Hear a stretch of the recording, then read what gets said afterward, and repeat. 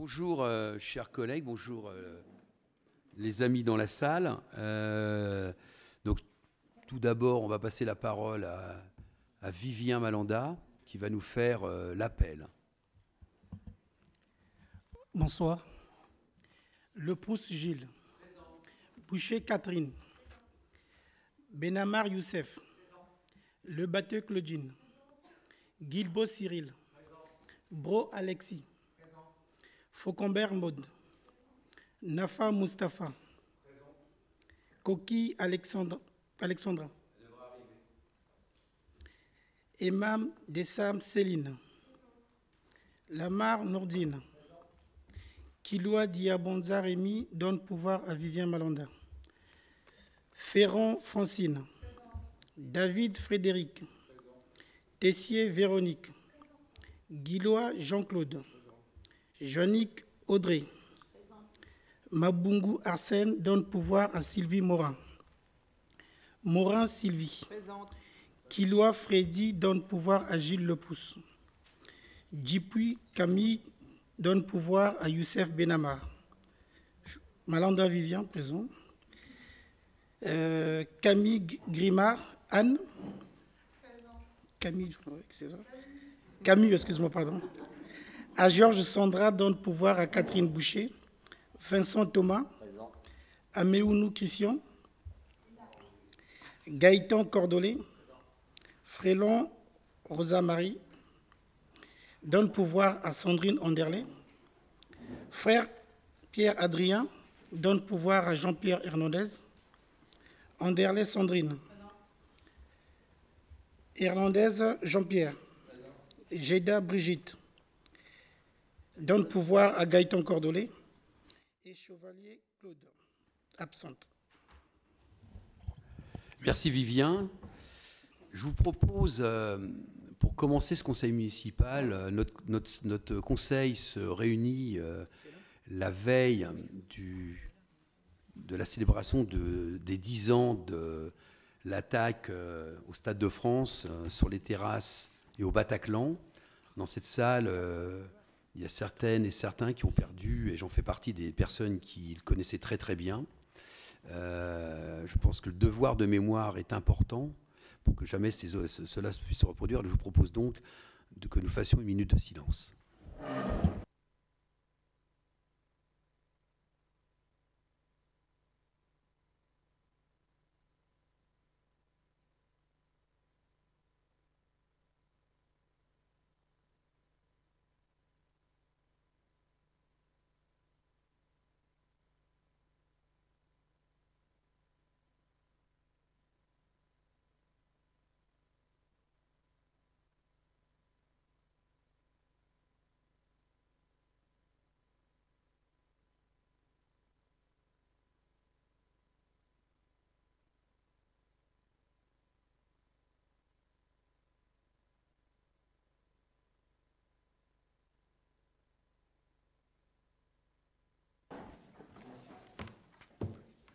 Oui, Alexis.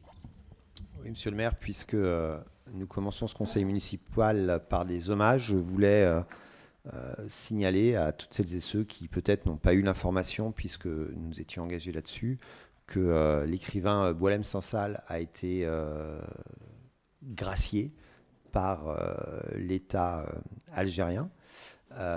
C'est évidemment une excellente nouvelle pour la démocratie et la liberté de produire des œuvres sans être sanctionné par un pouvoir politique. Moi, je suis heureux de pouvoir demander demain à la médiathèque de pouvoir le signaler, puisqu'on avait monté une table qui signalait cet emprisonnement, et que tous les livres de Boualem Sansal étaient en permanence en prêt. Donc c'est quelque chose qui a vraiment porté ses fruits. On est évidemment heureux de pouvoir se féliciter de ça et retirer ce mot. Boualem Sansal était d'une part emprisonné pour ses idées, ce qui est évidemment inqualifiable et insoutenable, et il est par ailleurs malade, gravement malade, et il va pouvoir ainsi bénéficier de soins, alors qu'en prison ça lui était malheureusement interdit. Donc c'est en même temps une bonne nouvelle et un rappel sur le fait qu'il y a dans le monde des artistes ou des intellectuels qui sont emprisonnés pour leurs idées et que nous nous honorons de nous mobiliser pour que ça n'arrive pas. Il y en a encore d'autres et il faut poursuivre cette lutte-là. Merci. Merci Alexis, et puis vous me permettrez d'avoir une pensée particulière pour nos 2 citoyens d'honneur qui sont emprisonnés pour des raisons politiques abjectes. Mumia Boudjamal, journaliste noir américain, et Marwan Barghouti, député palestinien. Là aussi, ce qu'on peut souhaiter, son nom, Marwan, a été souvent cité, y compris lorsqu'il y a eu des libérations de prisonniers politiques palestiniens. Netanyahou, sentant que c'était quelqu'un qui pouvait fédérer, y compris pour l'État palestinien. Je me félicite, y compris que la France, le président de la République, hier, ait reçu comme chef d'État de la Palestine Mahmoud Abbas. Donc voilà, espérons que dans les semaines et les mois à venir, ils puissent retrouver la liberté comme des dizaines de milliers d'autres hommes et femmes enfermés pour des causes, des raisons politiques. Je vous propose d'engager le conseil municipal par un premier vœu. Oui, monsieur Cordelet. Merci, bonsoir à tous. Donc évidemment, nous on partage tout à fait la déclaration d'Alexis. Je souhaiterais juste rajouter qu'il reste également le journaliste Christophe Glaise qui reste incarcéré en Algérie, malheureusement. Donc je vous propose de passer aux premières délibérations que vous avez reçues. Donc on a proposé un vœu concernant la loi de finances 2026 de l'État. Vous avez toutes et tous un peu, si vous suivez l'actualité, avec ses rebondissements, ses inquiétudes, parfois y compris qui peut entraîner du doute chez les citoyens sur la chose publique et politique. Pour revenir à la loi de finances 2026, telle qu'elle a été proposée, elle est terrible pour l'ensemble des collectivités, de la plus grande à la plus petite, et particulièrement pour les collectivités telles que la nôtre, ayant des quartiers prioritaires en nombre important sur le territoire. Nous avons calculé que dans l'état actuel, c'est à environ 500 000 € que nous allons perdre entre 2025 et 2026, auxquels il faudra ajouter les suites de mesures prises en 2025. Je pense par exemple à l'augmentation de la CNRACL, qui est sur 3 ans, qui sera peut-être sur 4 ans, mais enfin, même si elle est sur 4 ans, de toute façon, elle existe. Je pense à la dotation nationale de péréquation. Là aussi, c'est plusieurs dizaines de milliers d'euros en moins pour la ville d'Allonnes. Donc, moi, j'ai, comme président de Ville et Banlieue, été auditionné jeudi dernier au Sénat par la sénatrice qui rapportera sur le budget politique de la ville. Demain, avec une délégation de Ville et Banlieue, je rencontre des sénateurs de diverses sensibilités pour essayer de faire entendre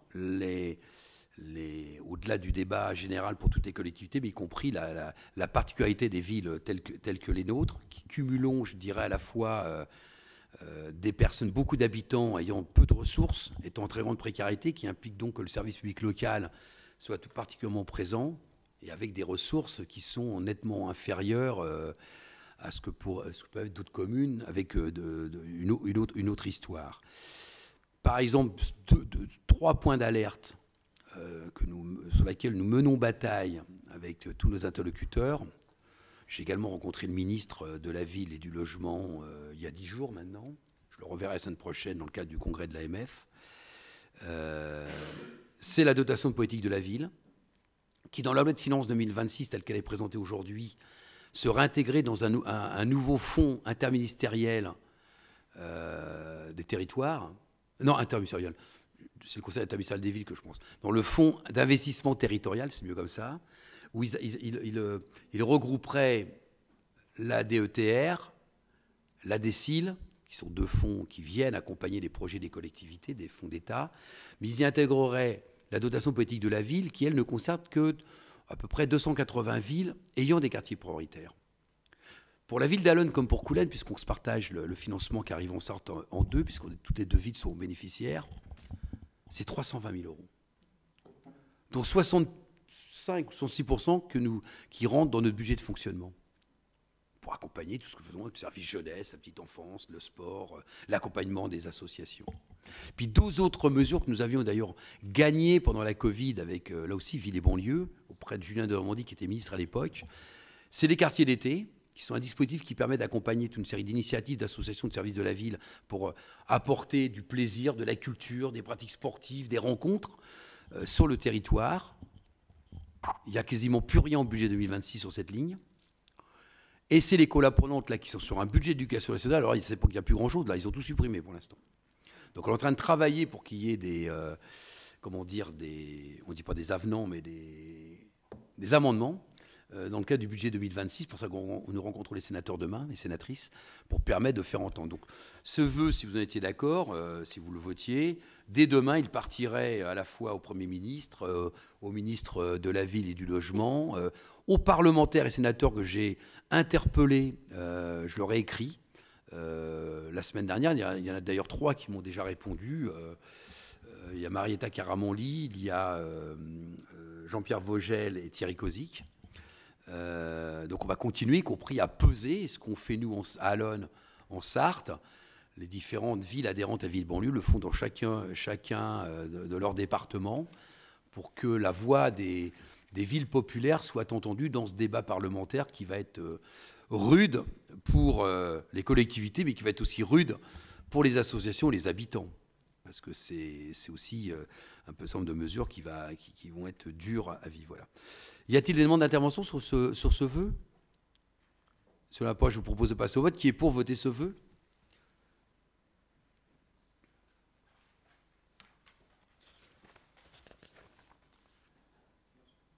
Tu voulais intervenir, vas-y, je t'ai pas vu, Alexis. Non, mais j'ai levé la main après. D'accord, ok.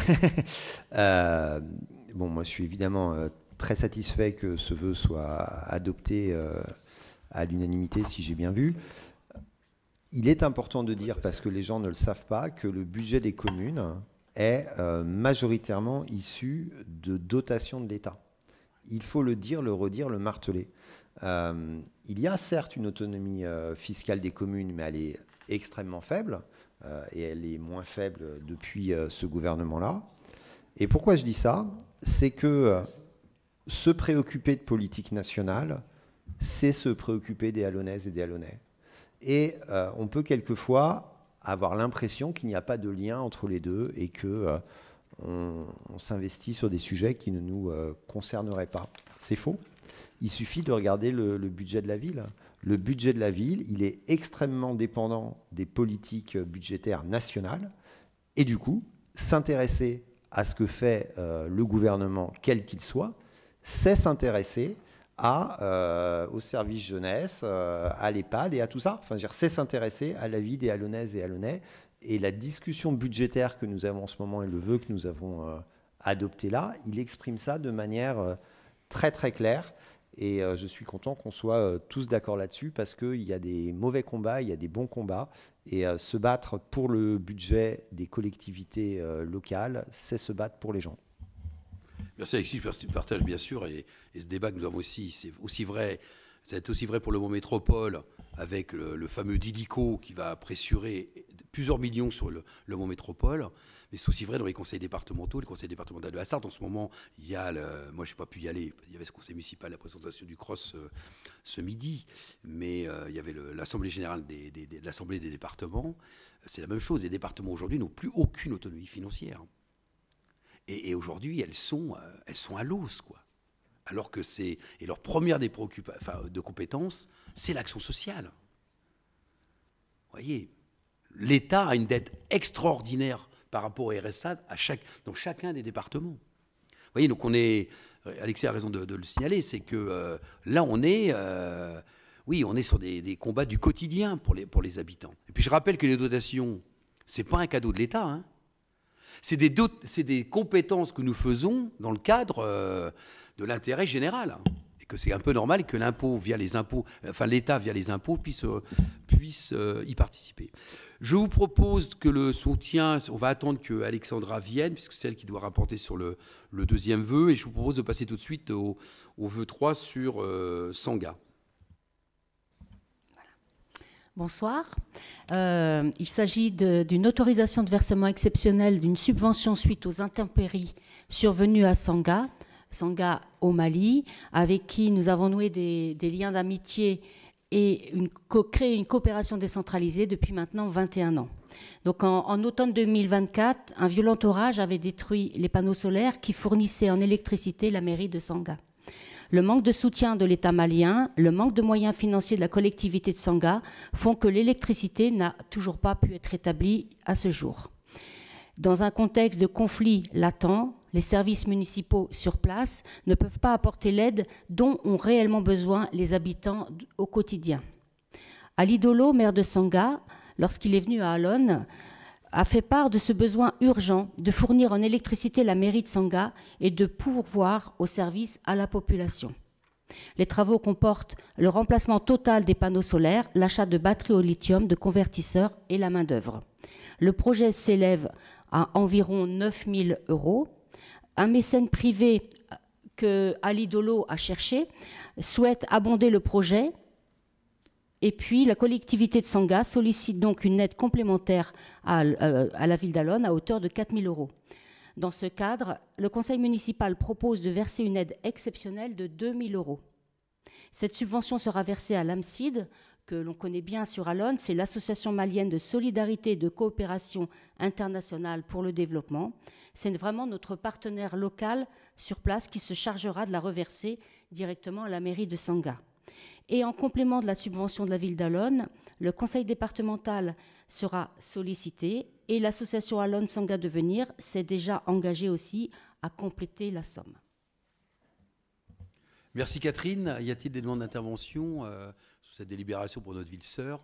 Monsieur Cordelet? Oui, donc nous, on partage bien évidemment ce vœu-là et ces 2 000 € qui vont être particulièrement utiles pour les habitants de Sangha. La situation sur place est vraiment dramatique. Il suffit de regarder un petit peu les informations pour se rendre compte de ce que peuvent vivre les gens au Mali. Alors là, pour le coup, les djihadistes se rapprochent de Bamako, même dans Bamako, dans certains quartiers. Et je pense que l'aide que l'on va leur fournir, en tout cas, on espère tous qu'elle va être utile pour les personnes sur place. Et donc évidemment, avec un partenaire comme l'APSID, on sait que l'argent va aller directement aux habitants, enfin, en tout cas à la mairie qui ensuite va pouvoir offrir ses services aux habitants. Vraiment, alors je sais pas si je pense que vous en avez discuté avec Ali Dolo, mais vraiment leur situation est vraiment dramatique, quoi. Et malheureusement là on a affaire à un pays qui est sur le point de basculer vraiment dans l'inconnu le plus total, et ça fait un petit peu peur. Donc voilà. Merci. Y a-t-il d'autres demandes d'intervention? Au conseil communautaire de la semaine prochaine, de la semaine d'après, je ne me souviens plus, mais au bureau communautaire de vendredi, il y aura un financement aussi de l'Amont Métropole sur les projets, notamment d'adduction d'eau. Voilà, donc, et comme Catherine le disait, on va aussi solliciter le département qui accompagne notamment les associations. Donc là, c'est Alone Sangha Devenir qui fera la demande pour permettre justement d'apporter un peu de réconfort à une population qui est assez martyrisée, avec une junte au pouvoir qui devait tout régler. Et on voit que la solution, c'est... Mais ce qui se passe au Mali se passe dans le plus grand nombre des pays subsahariens, y compris très inquiétant en termes d'équilibre dans cette partie du monde. On l'a voté, je ne m'en rappelle plus, non? Non. Donc je propose de passer au vote. Qui est pour? Y a-t-il des votes contre abstention? Je vous en remercie. Je propose donc de passer la parole à Youssef pour la décision modificative numéro 2. Alors vous avez vu, d'habitude, à cette période de l'année, on est au moins à la 4-5 ou la 3-4e. Hein. Mais maintenant, on a décidé d'éviter les DM, de les regrouper. Bonsoir à toutes, bonsoir à tous. Oui, effectivement, on n'est plus dans l'obligation de faire des décisions modificatives systématiques. Là, on a fait le choix de le faire parce qu'il y a des transferts, notamment de charges et des subventions qui sont arrivés. Dans cette DM qui a été bien entendu vue en commission des finances la semaine dernière, Sur la section de fonctionnement, donc 8 800 €, action sport innovant dans le cadre de la cité éducative. C'est une opération qui est subventionnée, notamment par le département et le Mans Métropole. Toujours dans le cadre de la cité éducative, donc 5 800 € et 3 000 € sur l'accompagnement de cette opération. Une subvention également que l'on propose au CIDFF, le Centre d'information de droits des femmes et des familles, de 1 000 €. Tout à l'heure, à l'instant, Catherine faisait référence à la subvention électrisation, j'ai toujours du mal à le dire, de la mairie de Sangha suite aux intempéries. On avait provisionné, nous, pour le budget 2025, 6 000 €. Donc, c'est dans ce cadre-là que cette subvention va être octroyée dans le cadre des aides aux catastrophes naturelles. Une subvention qui nous a été dont on a obtenu les financements du FIP, le Fonds d'innovation petite enfance, à hauteur de 23 550 €. Et une subvention qu'on octroie au projet accompagnement des enfants dans l'apprentissage de l'autonomie. Savoir rouler à vélo, donc l'association Cyclamen, de 3 500 €, et c'est dans le cadre du Fonds d'innovation petite enfance. L'affectation également de subventions, mais ça c'est dans de petites subventions qu'on octroie comme chaque vacances scolaires, et là dans le cadre des vacances de la Toussaint, dans l'opération Ticket Sport Loisirs, à la JSA Pétanque, à la boxe française, au Nautica et à la JSA Taekwondo, à hauteur de 214,50 € pour les 4 associations. Voilà pour le fonctionnement. En investissement, donc travaux de visiophonie et sécurisation dans les bâtiments scolaires. Comme vous le savez, avec la suppression de la 2G et de la 3G, on avait des choses qui fonctionnaient avec ce système-là, et donc du coup, il faut qu'on remette à jour pour que notamment certains aspects de la téléphonie puissent fonctionner. Donc les travaux vont compter 8 500 €. Travaux d'éclairage Stade Claude Voisin, on a un éclairage qui est certes vieillissant, mais qui montre des signes de fatigue, voire de dangerosité, parce qu'on est sur des anciens fonctionnements, notamment au niveau de l'éclairage. Donc 9 000 € pour l'éclairage, et notamment le passage à l'éclairage LED au Stade Claude Voisin. L'acquisition de buts de foot au Stade Claude Voisin, suite à une commission de sécurité, on s'est rendu compte que des buts, suite aux différents tests, basculent, et donc du coup les buts actuels ne sont plus opérationnels. Changement du moteur du tracteur au service technique, donc 15 600 €. Donc je dirais c'est de la vétusté classique de cet équipement-là. Et les travaux complémentaires, donc la deuxième phase du premier étage des locaux Pierre Thérouanne, 53 000 € dans le cadre du projet de l'accompagnement, notamment sur les locaux médicaux Pierre Thérouanne. Voilà pour cette décision modificative, tant en fonctionnement qu'en investissement. Merci Youssef. Y a-t-il des demandes d'intervention sur cette décision modificative, Monsieur Gordelet? Oui, moi j'ai une toute petite question, c'était par rapport au but du foot, parce qu'on avait parlé en commission sport, Youssef, il y avait 2 types de buts qui étaient demandés. Il y en avait, alors c'est les grands ou c'est les petits pour jouer sur les quarts de terrain du coup qui vont être achetés là? Non, là c'est les petits, c'est les grands. C'est les grands qui sont sur roulette et qui se rapprochent pour faire des matchs sur plus petit terrain. D'accord, ok, ça marche.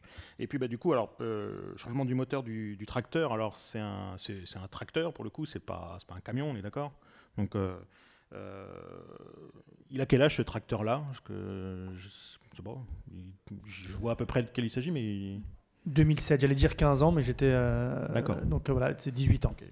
D'accord. Bon, non, la somme me paraît importante, effectivement. Et alors, ça coûte pour le coup très cher un tracteur, mais. Okay. Un peu plus de 40 000 €, je crois, 9 si. Ouais, ça. Ouais. Ok. Parce que ça marche. Merci. Y a-t-il d'autres interventions? S'il n'y en a pas d'autres, je propose de passer au vote. Qui est pour voter cette décision modificative numéro 2?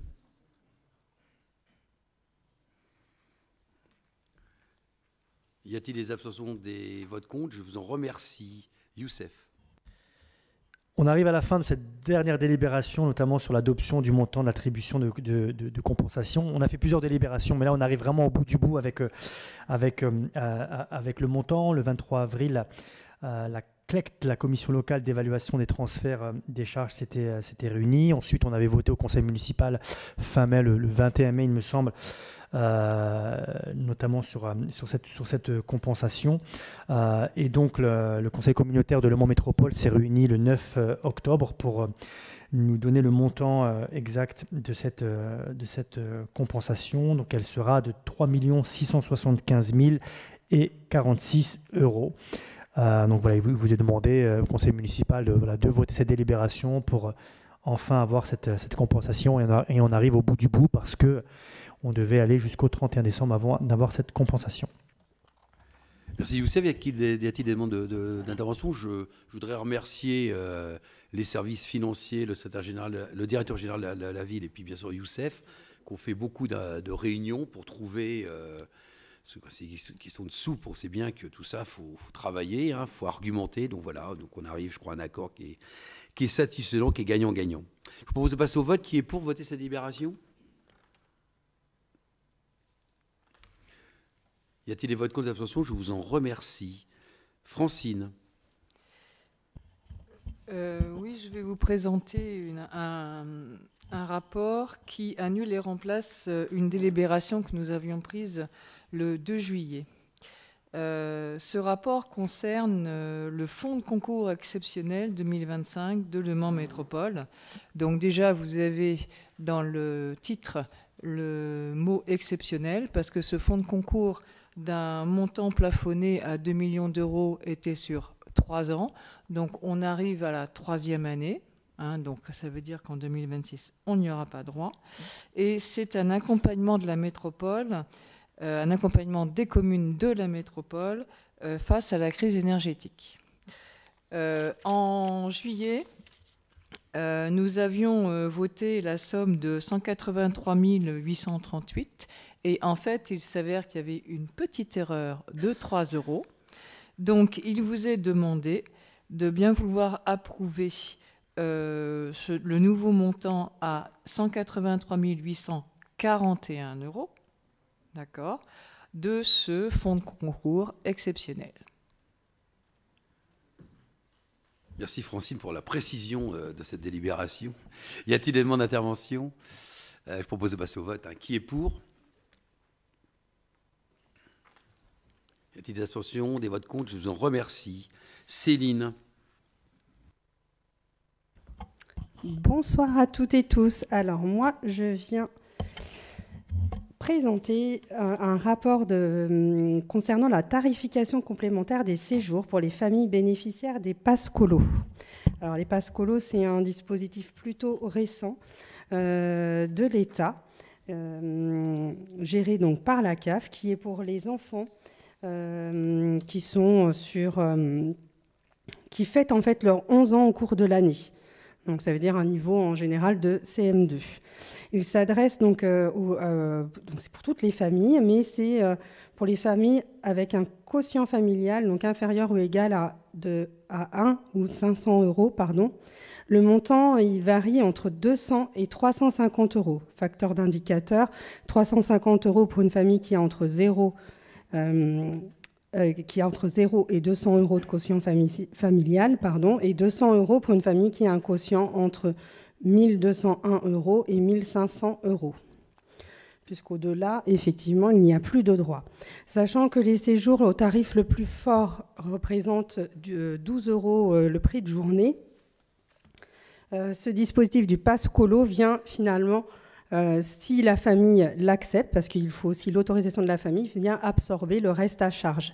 Il fallait pouvoir effectivement l'inscrire aujourd'hui pour que ça devienne réglementaire et que ce ne soit pas, comment dire, que ce soit marqué, pardon, que ce soit inscrit pour la tarification, puisque c'est seulement la 2e année qu'il existe. Voilà. Merci Céline. Y a-t-il des demandes d'intervention? Ce qu'on va souhaiter, c'est que le dispositif puisse continuer en 2026, parce que comme le diable se dit dans le détail, regarder si effectivement ce dispositif existe encore, parce que c'est une vraie plus pour les familles. Je propose de passer au vote. Qui est pour?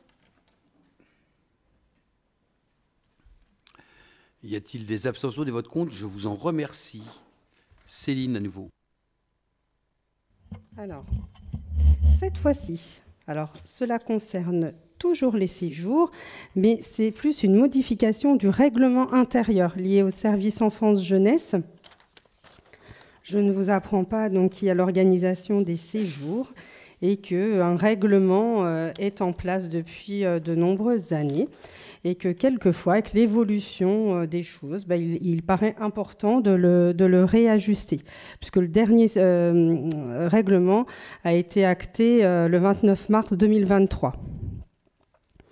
Donc ce règlement, c'est juste des modifications, effectivement, qui viennent aussi permettre aux services de pouvoir aussi s'appuyer dessus pour expliquer aux familles là où ça va et là où ça ne va pas, puisque maintenant, il sera aussi à destination des familles. Alors, il l'était avant, mais il n'y avait pas de signature qui leur était demandée. Aujourd'hui, les familles doivent en prendre acte, le signer et le retourner au service pour justifier en avoir pris connaissance. Donc, les réajustements, ils vont concerner les inscriptions. Ils vont avec quelques petites modalités sur les tranches d'âge, mais aussi ont été intégrés les séjours sportifs qui auparavant étaient des stages, et c'est de nuancer entre ce qui est du stage sportif à la journée et celui qui est avec hébergement, qui aujourd'hui est intégré dans les séjours.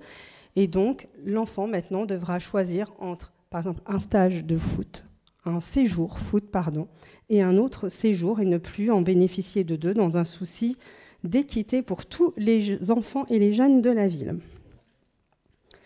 Donc, il vient aussi réajuster ce qui est demandé en termes d'aisance aquatique qui n'apparaissait pas auparavant, et aussi les justificatifs à remettre pour l'inscription, mais aussi la temporalité pour venir acter le dossier, c'est-à-dire après, on ne revient plus auprès des familles pour redemander des choses parce que tout est réglé et comme ça, l'enfant part tranquillement en séjour. Et après, il y a tout ce qui va être les modifications autour de l'annulation et du remboursement du séjour. Voilà, annulation pour des problèmes de santé avec justificatif médical à l'appui. Et aussi l'idée de, on prévient quand on annule.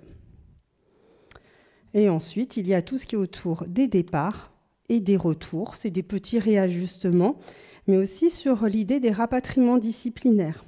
Voilà, c'est de pouvoir aussi venir inscrire que tout problème de comportement, il y a un rapatriement disciplinaire qui se passe quand le jeune ou la jeune a vraiment dépassé les limites du cadre, mais aussi il va être au retour, convié en mairie et rencontré par la direction et l'élu, effectivement, pour que lui soit expliqué sa bêtise et puis que des sanctions puissent être prises. Voilà les grandes lignes. Merci Céline de cette présentation et un peu de la mise à... Ce qui est normal, hein, un règlement est toujours évolutif. Y a-t-il des demandes d'intervention sur cette délibération? Je vous propose de passer au vote. Qui est pour? Y a-t-il des abstentions, des votes contre? Je vous en remercie. Je repasse la parole à Francine. Donc cette fois-ci, je vais vous parler du rapport annuel 2024 sur le prix et la qualité du service public de l'eau et de l'assainissement. Donc, comme vous pouvez voir dans le titre, il y a déjà le mot service public, et donc il est important qu'il soit assuré en termes de qualité et d'accessibilité pour le citoyen. Et donc eau et assainissement, parce que évidemment ces deux domaines sont complémentaires. Selon les mots de Marcel Mortreau, qui est le vice-président de Le Mans Métropole qui s'occupe de ça, pour présenter le service contient 213 agents. Et donc si vous voulez avoir un bilan social développé, je vous invite à consulter ce rapport. Le volume d'eau potable desservie à l'ensemble de la population de Le Mans Métropole, soit environ 200 000 personnes, ce volume se monte à 12 millions de mètres cubes et il est distribué via 1420 km de réseau. Pourquoi je dis ça? Parce que sur ce réseau, il y a une politique d'investissement permanent qui vise à lutter contre les déperditions, ou autrement dit les fuites d'eau. Hein.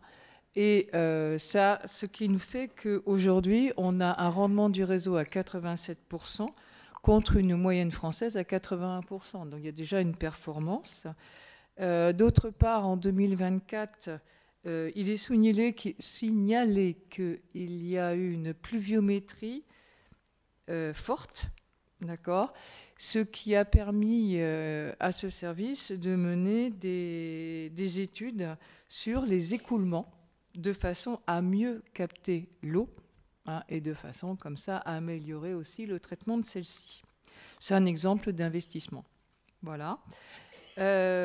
Autre résultat du service, c'est que la maîtrise du budget permet de fournir cette eau à 2 € TTC aux citoyens contre une moyenne nationale à 2,32 €. Donc il y a une certaine performance. Et tout ça avec une situation budgétaire en excédent, autant en fonctionnement qu'en investissement.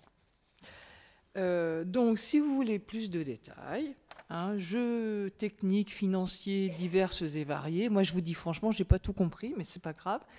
Je vous invite à consulter ce rapport de 95 pages en le demandant au secrétariat général. Donc, la délibération ne donne pas lieu à une décision, mais à une prise d'acte du rapport. Oui, prise d'acte. On va voter comme quoi vous avez pris acte. Comme quoi c'est... Enfin bon, c'est pas la première fois, ce ne sera pas la dernière fois. Ceci étant dit, ce qu'il faut souligner sur ce rapport, avec tout ce qu'a dit Francine, c'est qu'on est bien face à un service public de l'eau et l'assainissement, quoi. C'est vraiment... C'est pas vrai dans toutes les collectivités, les intercommunalités. Donc c'est c'est un engagement, je dirais, de service public et on peut s'en féliciter. Y a-t-il une intervention sur ce... Non, oui, est-ce qu'il y a une intervention? Puis s'il n'y en a pas, on va prendre acte. Donc qui est-ce qui prend acte? Donc je vous remercie d'avoir tous pris acte de cette brillante présentation par Francine. Et maintenant, nous allons avoir une non moins bien brillante, brillante présentation de Céline. Donc, rebonsoir. Donc, cette fois-ci, c'est pour le rapport annuel sur le prix et la qualité du service public de prévention et de gestion des déchets et assimilés. Donc, le Conseil communautaire Le Mans Métropole a approuvé en séance le 9 octobre 2025 ce rapport annuel qui fait part effectivement... qui fait apparaître un certain nombre d'indicateurs techniques et financiers concernant les différentes modalités de collecte et de traitement des déchets, le montant détaillé des dépenses et des recettes d'exploitation, ainsi que les évolutions prévisibles du service.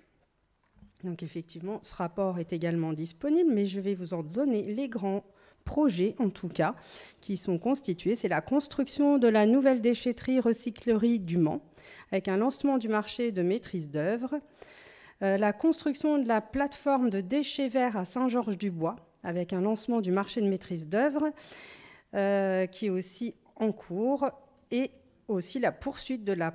Alors, du coup, c'est moins actuel, parce que là, on parle de 2024, et en fait, en 2025, les choses ont effectivement évolué.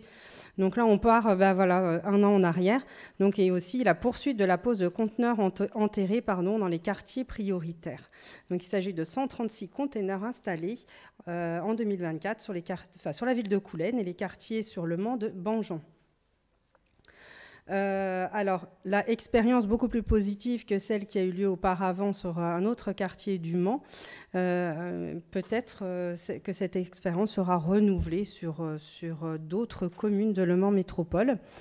Et ensuite, donc, le tri à la source des biodéchets, avec la gratuité des composteurs et des lombricomposteurs, début du déploiement des bacs, des abris-bacs aussi pour la collecte des biodéchets. Alors, à savoir qu'effectivement, il y avait une rupture de ces bacs, mais là, la production ayant repris, tout le monde devrait pouvoir trouver son bac. Voilà un petit peu, et voilà toutes les grandes lignes, et aussi le service d'animation, donc toujours en déploiement pour sensibiliser à la gestion au tri des déchets, notamment à Allonnes. Je le souligne parce que nous bénéficions effectivement des actions de Festive Hall pendant l'été sur les quartiers, qui est vraiment en dehors des actions menées dans les écoles, etc. C'est vraiment une action de sensibilisation auprès des publics en bas d'immeubles, et ça, c'est plutôt très, très précieux. Voilà pour, et donc à rappeler que ce tri des déchets aussi est effectivement une valeur importante pour nous sur la ville d'Allonnes, puisque ces déchets sont incinérés et viennent effectivement nourrir la production du réseau de chaleur qu'on peut bénéficier sur tous les bâtiments effectivement publics, que ce soit les habitats verticaux, mais aussi là, ici en mairie, effectivement, ce réseau de chaleur vient nous réchauffer lorsqu'il fait froid.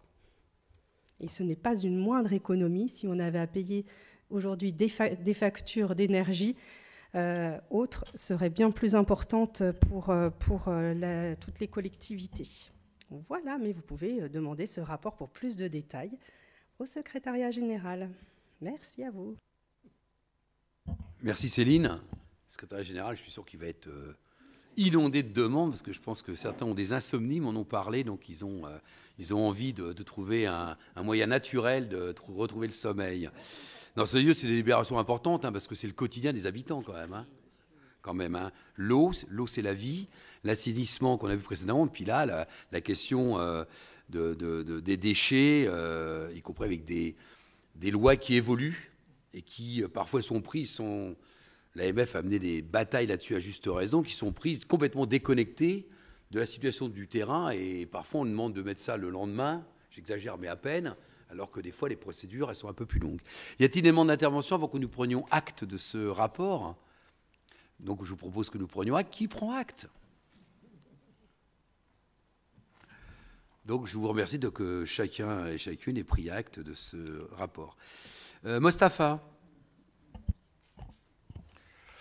Bonsoir à toutes et à tous. Moi, je voulais vous parler de vidéoprotection.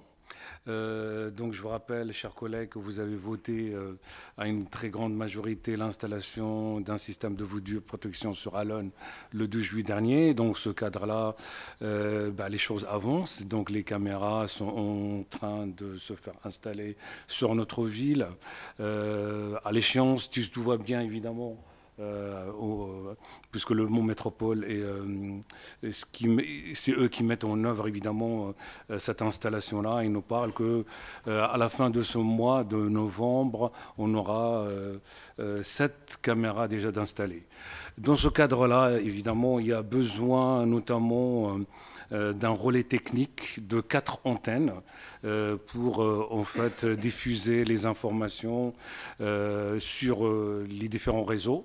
Et donc évidemment, il faut un bâtiment qui soit très très haut. Donc vous voyez, c'est le bâtiment juste à côté que tout le monde connaît sous le nom de bâtiment étoile, qui est au 40 Charles de Gaulle. Donc il y a besoin d'installer 4 antennes particulières. Et pour cela, évidemment, comme tout ça se fait dans le cadre de la loi, il faut une convention de tout le monde, de ceux qui la mettent en place, c'est-à-dire le Mont Métropole, de la ville d'Allonnes, donc qui est désigné l'exploitant, et de, évidemment, Sarthabitat, à qui ça appartient, le bâtiment. Voilà. Et donc, en fait, la délibération, c'est tout simplement permettre à monsieur le maire de signer cette convention pour la partie du Mans, alors que les autres parties vont être décidées par évidemment monsieur Le Foll et la directrice de Sarthabitat. Une petite parenthèse pour simplement vous dire qu'on a désigné pour information les membres du comité d'éthique qui va se réunir bientôt, et qu'à l'issue de tout ça, une charte d'éthique sera décidée par ce comité et vous sera présentée au prochain conseil municipal. Donc voilà. Merci Mostafa. Y a-t-il des demandes d'intervention sur cette délibération, M. Cordelet? Oui, effectivement, c'est un point un peu technique. C'est sur la 2e page de cette convention. Donc il y a marqué dans le deuxième paragraphe, la société mandatée par l'occupant, donc en l'occurrence l'occupant, donc c'est désigné Le Mans Métropole, fera son affaire de ne pas détériorer l'étanchéité de la toiture terrasse. En cas de défaut, les services techniques de la ville se chargeront des travaux nécessaires à la remise en état de l'étanchéité ou tout autre élément de la terrasse qui aurait été dégradé à l'occasion des travaux. Alors, ce qui est un peu surprenant, c'est que là, ils mettent services techniques de la ville, alors que nous, visiblement, on est marqué comme l'exploitant. Et donc, là, je pense qu'il y a quelque chose à regarder parce que le risque, clairement, de détériorer l'étanchéité d'un bâtiment comme celui-ci qui a plus de 60 ans, il est réel. On a, nous, avec Sandrine, eu quelques déboires en conseil syndical de la résidence. Je pense très sincèrement qu'il faut éclaircir ce point-là avec le service de Le Mans Métropole, parce que là, si jamais il y a quelconque problème, ça peut nous coûter extrêmement cher. Et moi, quand je vois ça, je peux vous le dire tout de suite, ça me fait très peur. Alors, j'ai lu la convention. Moi, je pense que la convention, effectivement, a été reprise, j'imagine, de la ville du Mans. Et il y a plusieurs paragraphes comme ça où les termes n'ont peut-être pas forcément été changés correctement. Ils mettent la ville. Alors, on ne sait pas du coup s'ils parlent de nous, s'ils parlent du Mans, s'ils parlent... Enfin, c'est un petit peu flou et je pense que pour éviter de se faire piéger avec ce genre de choses, c'est important de bien éclaircir la situation parce que... Enfin là, moi, quand j'ai lu ça, je peux vous le dire tout de suite, ça m'a fait très très peur, quoi. C'est qu'un projet, on est d'accord, il n'y a pas de souci. Mais justement, il faut éclaircir ça rapidement, je pense, pour éviter de se retrouver devant de problèmes qui pourraient nous coûter très cher. Parce que pour aller refaire l'étanchéité tout là-haut, voilà, ça peut vite monter. Donc, et puis, c'était tout ce que j'avais vu. Enfin voilà, c'était juste parfois, justement, c'est pas forcément très clair entre le propriétaire, qui est donc Cert'Habitat, et c'est surtout entre l'occupant et l'exploitant, où des fois, où il y a marqué la ville, on ne sait plus trop à qui on a affaire. C'était juste cette petite remarque là-dessus. Oui, il n'y a pas de souci. Donc, on est tout à fait d'accord par rapport à tout ça. Ben, en fait, ce qui a été mis en annexe, je n'en ai pas trop parlé. En fait, c'est simplement un projet. Vous savez bien que d'autres villes, dont Le Mans Métropole, ont installé et dedans... Et évidemment, dans ce cadre-là, en fait, c'est un projet de cette convention-là. Ne vous inquiétez pas par rapport à toutes les remarques que vous avez faites. J'en ai fait d'autres à Stéphane Bardol sur certains nombres de termes qui ne correspondent pas tout à fait à la ville d'Allonnes. Et donc voilà. Donc en fait, ce que je vous demande, c'est simplement permettre au monsieur le maire de signer cette convention tripartite de la mise en œuvre des 4 antennes. Pour tous les détails techniques, évidemment, on sera vigilant. Merci Mostafa pour et M. Gordelet pour ces précisions. Effectivement, c'est toujours un peu le problème des copier-coller. Donc on va essayer de décoller et de décopier pour faire une convention qui soit bien une convention allonnaise, en rappelant effectivement que la compétence sur ce dossier est une compétence métropolitaine. Et donc il faut que ça apparaisse sur l'ensemble bien sûr de la convention, ce qui est normal. Sous ces réserves, je vous propose de passer au vote. Qui est pour voter cette délibération? Y a-t-il des abstentions, des votes contre? Je vous en remercie. Je passe la parole à Maude. Bonsoir. Donc, moi, je vais vous parler du groupe scolaire Langevin. Vous savez, je pense qu'on en parle à chaque conseil pratiquement. Donc là, c'est par rapport au transfert de propriété. Vous savez que les bâtiments scolaires vont être rétrocédés à la ville d'Allonnes. Et donc en 2019, on avait validé la rétrocession foncière de la ville détenue par Sogea Atlantique à l'époque. Il y avait l'acte de vente qui avait été signé en 2022. Bref, pardon, excusez-moi, je m'égare. Et donc là, c'est la préfecture qui nous demande de faire une délibération et à la ville d'Allonnes et à Le Mans Métropole, actant le transfert de propriété entre les deux collectivités. Donc voilà, juste pour un petit rappel, les travaux commencent réellement, puisqu'il y a la pose de la première pierre de ce groupe scolaire lundi 17 novembre. Ce sera le jour de l'anniversaire de Youssef. Lundi 17 novembre à 16h30. Donc voilà, et vous êtes invité bien évidemment. Et donc là déjà vous êtes invité à délibérer et à valider la demande de transfert. Merci Maud, c'est toujours un peu dans ce genre de dossier avec des fonciers qui historiquement étaient... parce qu'à l'époque on avait construit cette école, enfin ceux qui ont construit l'école, ils n'étaient pas propriétaires du terrain. Mais vous savez, dans les ZAC, c'était toujours un peu... rappelons-nous, il y a 50 ans, tout simplement. Les plus anciens d'ici peut-être s'en souviennent. Je regarde personne. Jean-Claude. Donc je vous propose de passer au vote. Y a-t-il des demandes d'intervention sur cette délibération que délibération de mise en conformité, tout simplement? S'il n'y en a pas, je vous propose de passer au vote. Qui est pour? Y a-t-il des votes contre, des abstentions? Je vous en remercie. Catherine. Je vais vous parler de la participation de la ville d'Allonnes à la protection sociale complémentaire santé. À partir du 1er janvier 2026, de nouvelles dispositions s'appliquent en matière de participation des employeurs publics sur la mutuelle santé. Cela rentre dans la réforme de la protection sociale complémentaire. L'État propose une participation à hauteur de 15 € par agent et la ville d'Allonnes propose donc cette base légale de 15 € par agent. Cela a été présenté aux instances paritaires lors du dernier CST. Les organisations syndicales auraient préféré un montant plus important. Comme nous manquons de visibilité sur les mesures du projet de loi de finances et avons même de grandes inquiétudes, nous proposons d'appliquer la règle de 15 €. Le centre de gestion proposera en juillet 2027 une convention de participation aux collectivités qui pourra peut-être changer ou les montants ou le type de soutien de la ville. Merci, merci Catherine. Y a-t-il une demande d'intervention sur cette délibération? Je vous propose de passer au vote. Qui est pour? Y a-t-il des abstentions, des votes contre? Je vous en remercie.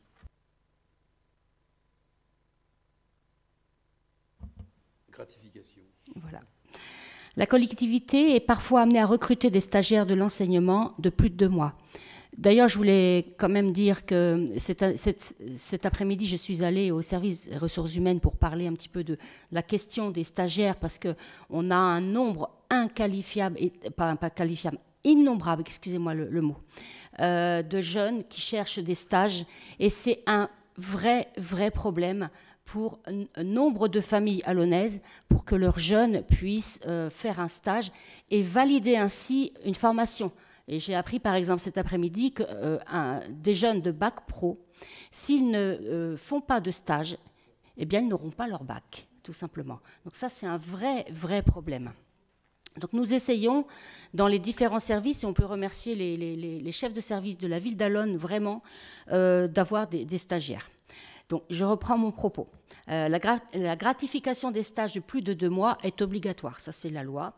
Nous nous mettons donc en conformité, soit un taux horaire minimal de gratification de 4,35 € de l'heure. Ce montant devra être conforme et inscrit dans la convention de stage et dans la fonction publique territoriale. Aucune gratification ne saurait être supérieure à ce montant. À souligner, ce montant sera exonéré de cotisations sociales et le stagiaire n'aura pas à l'intégrer dans ses revenus imposables. Merci Catherine. Bon, c'est une mise en... Et puis c'est normal que tout travail mérite salaire, tout simplement, et que c'est encourageant. Y a-t-il une demande d'intervention? S'il n'y en a pas, je propose de passer au vote. Qui est pour?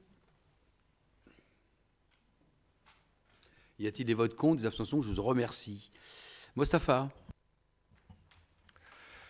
Oui, rebonsoir. Donc en fait, concernant la location d'une salle, la salle Barbara, donc pour rappel, il y a un certain nombre de salles sur cette ville qui rendent un sacré service à beaucoup de personnes, beaucoup de familles et évidemment aux associations, avec une tarification qui a été décidée par vous et qui reste parmi les plus raisonnables dans ce département. Là, c'est un peu particulier, c'est concernant la salle Barbara, où évidemment, qui est une salle très sollicitée par les habitantes et les habitants, et aussi les associations. En fait, elle a cette particularité d'être très très près des habitations, donc vraiment juste à côté des habitations.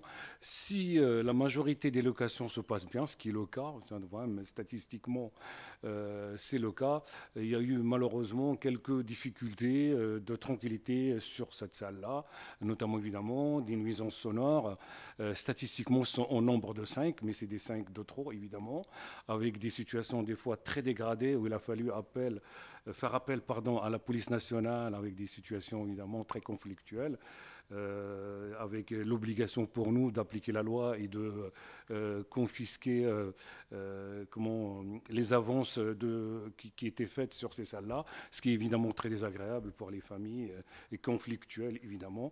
Les personnes donc qui sont fautives, donc qui ne sont pas très nombreuses, mais quand même ça pose problème, ont été reçues. On a depuis pratiquement 1 an et demi mis en place un dispositif particulier pour cette salle qui consiste à briefer les gens avant de louer la salle, de le recevoir à la remise de la clé pour faire un rappel de la situation de cette salle, de faire passer automatiquement par exemple la médiation quand la salle est louée en week-end, de faire rappel de toutes ces choses-là. Donc, bref, c'est une situation un peu problématique qui nous a amené à en discuter entre élus. On a posé la question, on a évidemment travaillé sur ça en commission.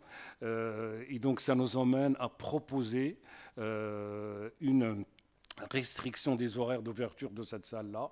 Donc, et c'est ce qui est proposé là, donc de réduire en fait les horaires d'utilisation de cette salle de 8h à 23h au lieu de 2h du matin dans les autres salles municipales. Comme on fait une exception, il faut évidemment que ça soit validé par vous tous. Merci Mostafa, je remercie le travail de la commission. Y a-t-il une demande d'intervention sur cette délibération, M. Cordelet? Oui, effectivement, on en a parlé en commission il y a 3 semaines, je crois de mémoire. Bon, je vais redire un petit peu ce que j'avais dit. Moi, je trouve juste dommage, un petit peu regrettable que du coup tout le monde se trouve pénalisé en réduisant l'ouverture, enfin, en limitant l'ouverture en tout cas jusqu'à 23h. Oui, 23h, oui, c'est ce que j'ai dit. Et parce que du coup, les personnes qui jusque-là respectaient, elles, pour le coup, vont se retrouver pénalisées, malheureusement, à cause de quelques-uns. Ce que j'avais proposé, moi, en tout cas, en commission, c'était peut-être de mettre une caution plus importante et puis faire un peu, sermonner un petit peu peut-être en amont, en insistant sur le fait qu'il y avait bien des maisons autour. Alors a priori, Mostafa, tu l'as dit tout à l'heure, c'est bien rappelé désormais lorsque les personnes prennent cette salle-là. Nous, ça nous arrive de l'emprunter également. À chaque fois que l'on sort de la salle, on doit réenclencher l'alarme. Et donc avec cette alarme-là, on peut réussir à savoir à quelle heure l'alarme a été réenclenchée, donc à quelle heure les gens sont partis. Je pense que tout simplement, voilà, en laissant, allez, on va dire 1h du matin, avec peut-être une petite tolérance en termes de timing, mais si on voit que les gens à 1h30 du matin, ils n'ont toujours pas réenclenché l'alarme, et ben, au moment de la restitution des clés, on leur dit, ben voilà, on vous prend la caution tout simplement. Mais je pense qu'aujourd'hui, la caution qui est de 170 €, je crois, n'est peut-être pas assez dissuasive. Moi, je pense qu'en montant un peu plus, j'avais parlé de 500 € moi, lors de la commission. Pour donner une comparaison, une tireuse à bière au VNB, on fait une empreinte bancaire de 1 000 € par exemple. Donc voilà, je peux vous garantir qu'on y fait très attention lorsqu'on emprunte une tireuse pour les associations, à consommer avec modération, je précise. Mais voilà, vraiment je pense que c'est un petit peu dommage dans l'esprit de cette modification-là que tout le monde se retrouve pénalisé uniquement parce que quelques-uns ont fait n'importe quoi. Bon, voilà. Pour parler de notre salle également, qui est la salle Guy Moquet, nous avec l'association des passionnés de sport mécanique, on prend cette salle-là tous les derniers vendredis du mois. La dernière réunion, donc c'était la semaine dernière, il y a 2 semaines. Eh bien, on n'a pas été chassé, mais disons qu'on nous a un petit peu forcé la main pour partir de la salle le vendredi soir. C'est pas la première fois que ça nous arrive, parce que les gens qui ont la salle à partir du samedi matin à 8h ou 9h, eh bien, veulent déjà ont déjà les clés, parce que pour des soucis pour leur donner les clés, on leur donne les clés le vendredi après-midi, mais on leur dit, voilà, la salle n'est disponible qu'à partir du samedi matin. Et là, en l'occurrence, les gens, ils veulent déjà venir installer leur matériel, etc. Et à chaque fois, ça pose un petit peu des problèmes. Il y a certaines fois, on n'a même pas pu se réunir parce que les salles étaient déjà occupées. Les gens, ils avaient déjà mis les tables, les décorations, etc. c'est un petit peu agaçant. Et puis surtout, en termes d'assurance, qu'est-ce qui se passe si jamais durant la soirée, durant la nuit, il se passe quelque chose, on sait, une dégradation, ou il y a un incendie, ou que sais-je encore, une prise qui fait défaut, est-ce que ce serait l'association qui avait la salle le vendredi soir qui est fautif, ou est-ce que c'est les gens qui prennent la salle le samedi matin? Donc là, il y a peut-être aussi une réflexion à avoir plus globale, parce que là, bon, je déborde un petit peu de la salle Barbara, mais je pense vraiment pour essayer de sécuriser un petit peu les choses, et puis de faire en sorte que les contrats tout simplement soient respectés. Les gens, ils ont la salle à partir du samedi matin à 8h, et c'est pas le vendredi soir à partir de... En plus, ils sont venus, il était 11h. Bon, voilà. C'était simplement pour rappeler que malheureusement, s'il y en a qui ne respectent pas, faut peut-être sévir un peu plus en mettant des cautions plus importantes, plutôt que de pénaliser tout le monde. Voilà. Oui, sur l'usage des salles de manière anticipée. Donc, le sujet que vous posez, Monsieur Cordelet, m'est arrivé, puisque ça fait partie de mon périmètre, les salles. Et il est effectivement tout à fait anormal que, quand on a une salle à partir de 8h un jour, on a une salle à partir de 8h ce jour-là, et il n'y a aucune raison, si ce n'est pratique, mais elle n'est pas acceptable pour nous, d'utiliser cette salle de manière anticipée. Si on a la salle à 8h, on commence son truc à 8h30 si on ne peut pas être prêt avant, mais on ne monte pas ça le soir, parce que d'abord, ça peut poser une question de nuisance. Si des gens viennent dans la nuit, tout ça est compliqué, ça peut faire du mouvement, du bruit, c'est pas prévu, et c'est pour ça que les salles ont une limite à 2h du matin, et il n'y a aucune raison de chasser quelqu'un qui y est de manière anticipée.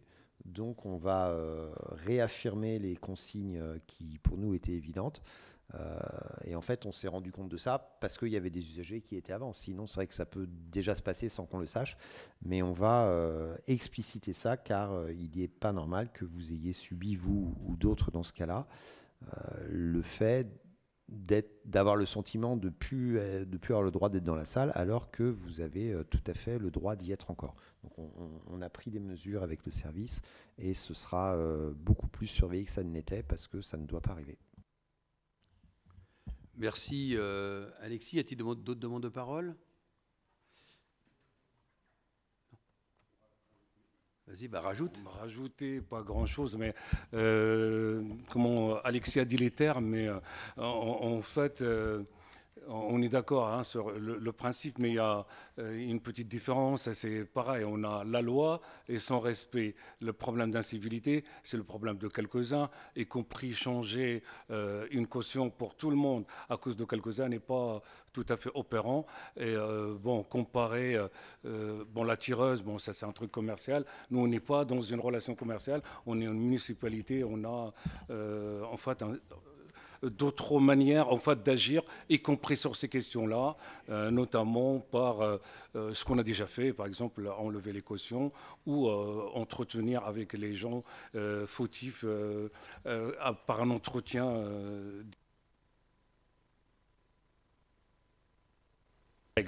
Voilà. Merci Mostafa. Sur ce sujet, donc, je rappelle que les autres salles restent jusqu'à 2h du matin. Donc après, chacun va trouver chaussure à son pied, si je peux me permettre, parce qu'il y a il y a aussi des utilisations des salles municipales qui sont le midi, donc qui se terminent en fin d'après-midi. Donc après, ou en début de soirée. Donc je crois que on a une palette d'offres de salles, de dimensions, y compris d'horaires, qui doivent permettre à chacune et chacun de trouver des solutions à leurs demandes. Mostafa l'a dit, on a une tarification, et c'est un choix politique dans son sens noble du terme, très accessible pour les Alennaises et les Alennais, encore plus pour les associations puisqu'on fait la gratuité. Mais ça nous semble normal. Alexis a précisé, effectivement, oui, il y a toujours des dysfonctionnements qui existent, même quand on pense qu'on a fait le truc le plus parfait du monde. Ça demande un suivi, un accompagnement. Mostafa, je le remercie, a reçu avec la responsable du service aux salles notamment régulièrement des familles. Toutes celles qui ont mordu le 13 ont toutes été reçues. C'est-à-dire on ne banalise rien. Céline a dit tout à l'heure, y compris par rapport au colo, c'est pareil. Lorsqu'il y a c'est toujours très minoritaire, mais c'est 2-3 qu'il faut ramener de colo, eh bien les parents, ils sont reçus avec les gamins, ou les gamins sont reçus avec les parents et l'éducateur qui ont responsabilité, par les adjoints, c'est l'une en l'occurrence, mais y compris moi, ça m'arrive encore régulièrement aussi d'en recevoir, puis d'autres collègues d'ailleurs. Hein. C'est vrai pour, par exemple, à la piscine, Youssef a pu recevoir des parents et des gamins. Vous voyez, donc on est dans cette démarche éducative. Donc là, on teste, on fera le bilan dans 1 an. On va voir un petit peu, ça nous laisse, on commence le 1er janvier, ça ? Ouais, 1er janvier. Donc on va voir sur toute l'année 2026 comment tout ça va se procéder, et puis on verra bien après. Vous savez, les règlements, on l'a dit tout à l'heure pour sa jeunesse, c'est fait pour évoluer. Donc là, on tente une expérimentation pour répondre, y compris à l'attente d'habitants du quartier, quand même. Hein. Parce que c'est pas nous qui avons décidé. Et les questions qui sont posées, on se les a bien sûr posées. Bon, on trouve, voilà, on va faire cette expérience, et puis on verra, au bout d'1 an, on en tirera en fin d'année 2026 comment ça s'est passé, et puis voilà, comment on continue. Voilà, je propose, s'il n'y a pas d'autres demandes d'intervention, de passer au vote. Qui est pour cette délibération ? Y a-t-il des votes contre ? Y a-t-il des abstentions ? Merci. Alors, la délibération là, sur le vœu par rapport au service civique menacé, je vais le faire parce que notre collègue Alexandra, quand elle est rentrée chez elle, n'a pas eu de chance. Son chauffe-eau a fait des siennes, et en plus du chauffe-eau, il y a une inondation chez elle. Donc voilà. Donc ce vœu, cette délibération, c'est sur la sollicitation d'Unicité France, qui est un partenaire sur la ville, puisqu'ils interviennent avec un certain nombre de jeunes, 22 jeunes cette année, notamment un certain nombre engagés sur le programme Solidarité Senior, d'autres sur le cinéma et citoyenneté, d'autres sur Repère Santé, et les derniers sur ambassadeur de l'accessibilité. Y compris nous, dans nos services, nous avons également quelques services civiques. Et ça revient, pour ça on l'avait mis en 2e position du vœu, après le vœu sur la loi de finances, parce c'est d'une manière générale, mais là c'est une conséquence, à la date d'aujourd'hui, de la loi de finances 2026 de l'État, qui a décidé, vous avez vu le chiffre, hein, de réduire de 115 millions d'euros ce budget, ce qui amènerait à la suppression de 40 000 services civiques. Si ça serait, je le dis très tranquillement, et je partage, et nous partageons, je propose que nous partagions ensemble d'ailleurs, la pétition de Site Unifrance, ce serait dramatique. Moi, j'étais à la présentation avec un certain nombre de collègues, là, des jeunes, là, des 24 jeunes. Ils sont présentés leur parcours. Il y a des parcours, des jeunes qui ont un parcours chaotique scolaire, d'autres qui ont eu des parcours assez brillants, mais qui veulent faire un arrêt et faire une expérience sur les 4 volets que j'ai donnés. Donc c'est vraiment... Et toutes celles et ceux qui y sont passés, parce que maintenant c'est la 5e année que nous le faisons sur Allonne, il y en a plein qui ont rebondi après. C'est ça que le gouvernement, avec son budget, est en train de remettre en cause, qui est dramatique quand on voit la situation de la jeunesse, les difficultés auxquelles elle est confrontée. Donc moi, ce que je vous propose, c'est que nous soutenions cette démarche de Site Unifrance, qu'au-delà que moi j'ai signé à titre de maire, mais je vous propose que ce soit le conseil, si vous êtes d'accord, que ce soit le conseil municipal d'Allonne qui signe cette pétition pour soutenir cette démarche et faire entendre cette exigence qui me semble importante. Y a-t-il des demandes d'intervention ? Je propose donc de passer au vote. Qui est pour voter cette délibération et que la ville d'Allonne soit signataire ès-qualité de cet appel ? Je vous en remercie. Y a-t-il des votes contre, des abstentions ? Je vous en remercie. Avant de conclure, parce que Maud a rappelé donc lundi la première pierre à Langevin. Il y a 2 autres rendez-vous d'ici la fin novembre, importantes. Il y a dans cette salle du conseil municipal la réception du parrain du cross international de Jimmy Gressier, champion du monde du 10 000 mètres et médaille de bronze du 5 000 mètres, à qui nous remettrons la médaille d'honneur de la ville, parce que c'est un athlète, un jeune, issu des quartiers populaires de Boulogne, le même d'ailleurs que Ribéry, et que, on le connaît, il vient ici depuis 10 ans, hein, il a commencé junior ici à courir à Allonne, et qu'on peut être fier de ce parcours, et que celles et ceux qui ont pu entendre ses interventions après son titre, bon, moi, ça m'a été droit au cœur parce qu'on se reconnaissait dans ces interventions, donc voilà.